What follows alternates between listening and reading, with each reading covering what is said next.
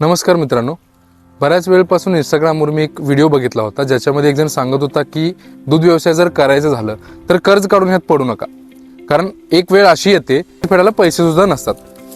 काही अंशतः ती गोष्ट बरोबर आहे. जेव्हा आपण नवीन जनावर आणतो, दूध जास्त असतं, तेव्हा आपल्याकडे पैसे मुबलक प्रमाणात येतात आणि त्यानंतर आपल्याला ज्यावेळी भाकडकाळ चालू होतो तेव्हा आपल्याकडे दूध कमी असल्यामुळे थोडंसं अडचण येऊ शकते.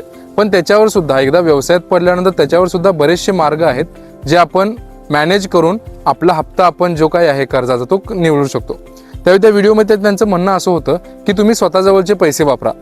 याच्यामध्ये एक जनरल गोष्ट मी तुम्हाला सांगू इच्छितोय, माझं मत आहे त्याच्यामध्ये, की समजा तुमच्याकडे 5 लाख रुपये सेव्हिंग आहेत आणि ते 5 लाख तुम्ही दूध व्यवसायात वापरला.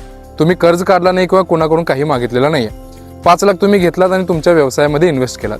हा व्यवसाय असा आहे, समजा याच्यामध्ये भविष्यामध्ये थोडंसं पुढे जाऊन अडचणी आल्या, जनावरांच्या बद्दल माहिती नाही आली, एखादं जनावर दगावलं किंवा आपल्याला धंदा व्यवसाय करता आला नाही, तर माझं मत काय आहे की ते 5 लाख जे तुम्ही कमवून ठेवले होते किंवा तुमचे सेव्हिंग्ज होते ते तुम्ही इन्व्हेस्ट तर ऑलरेडी केलेत आणि त्यावेळी तुमच्याकडचे जे सेव्हिंग होतं ते पण गेलं आणि व्यवसाय पण ठप्प झाला.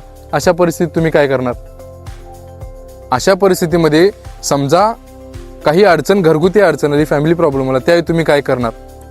त्यामुळं माझं हे मत असं आहे आणि मी स्ट्रॉंगली याला सांगू शकतोय की सेव्हिंग्ज असतील, प्रत्येकजण सेव्हिंग्ज करतो कशासाठी, तर भविष्यामध्ये काही अडचण येऊ नये, भविष्यामध्ये काही आपल्याला पैशाची गरज पडली तर आपल्याला ती वापरता येईल.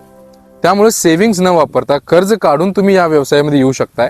आणि राहिला प्रश्न हप्त्या भरण्याचा, तो हप्त्या भरण्याचा जो प्रश्न आहे ना, तो आपण एकदा पाण्यात पडले की आपल्याला पोहायला येतं आणि ते पोहलंच पाहिजे, बुडायचं नाही आहे.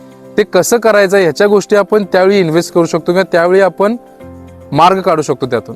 फक्त सांगण्याचा या सगळ्यातून हेतू हाच आहे आणि एकच आहे की व्यवसाय चालू करताना आपण सेव्हिंग्ज न वापरता तुम्ही कर्ज काढून जरी आलात किंवा कुणाकडून जरी, तुमच्या मित्राकडून, वडिलांच्याकडून वगैरे जरी आलात, फक्त कसं आहे, बिझनेस जरी करायचं झालं, बँकेत जरी तुम्ही लोन काढायला गेलात की तुम्हाला पहिला सीसी ठेवावा लागतो.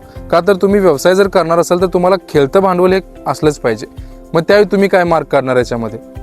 त्यामुळे व्यवसाय कोणताही करा, पैसे तुम्ही कोणतेही वापरा, पण सेव्हिंग जरी वापरणार असाल तरी पण पूर्ण सेव्हिंग न वापरता थोडे वापरून म्हणा, किंवा एक गोष्ट आपल्याला कुठेतरी एक बॅक ऑफ द माइंड किंवा back of the your pocket आपल्याला एक अमाऊंट ही ठेवावी लागते.